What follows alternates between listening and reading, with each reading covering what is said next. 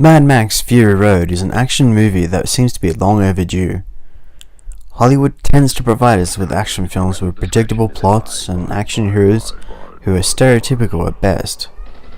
But George Miller returns to form, showing us what action films have been missing all this time. With its fast-paced action and over-the-top stunt sequences, Mad Max captivates you enough to keep you on the edge of your seat.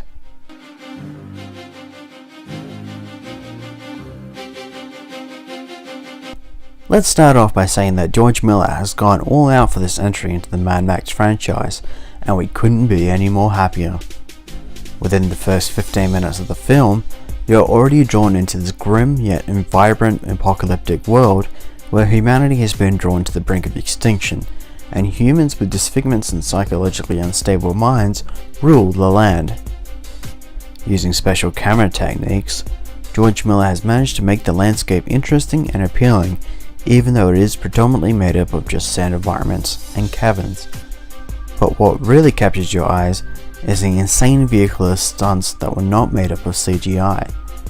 Mad Max takes vehicular warfare to a whole nother level without making it look ridiculous at the same time.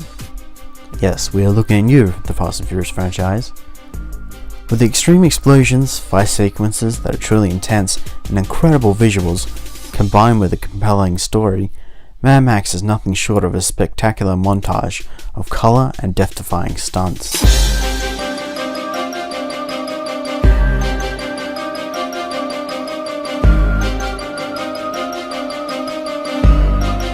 Mad Max Fury Road starts off with Max, played by Tom Hardy, on his lonesome dealing with the events of his past, only to be captured by a group of Ravagers and turned into essentially a big blood bag for one of their Ravagers, Nuts, played by Nicholas Hoult.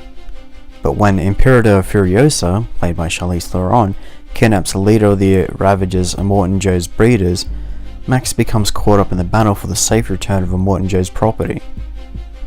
Whilst Max doesn't say much throughout the movie, Tom Hardy nails the Australian accent quite well, surprisingly.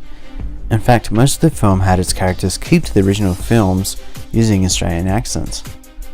Although the story is quite compelling and had you on the edge of your seat, there is only one complaint to be said about this film. Max had his car stolen in the movie, resulting in not enough of the signature car, the Interceptor. Although this isn't a big deal, it would have been nice to at least see Max use it more within the film.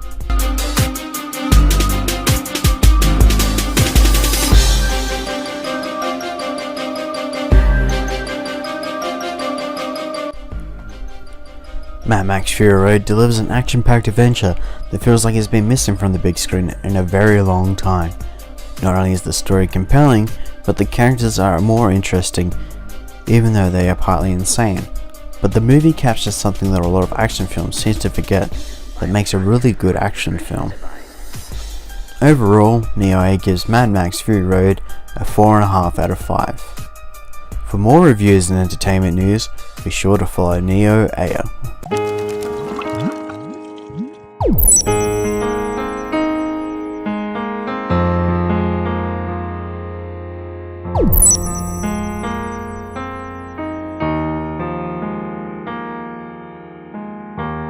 You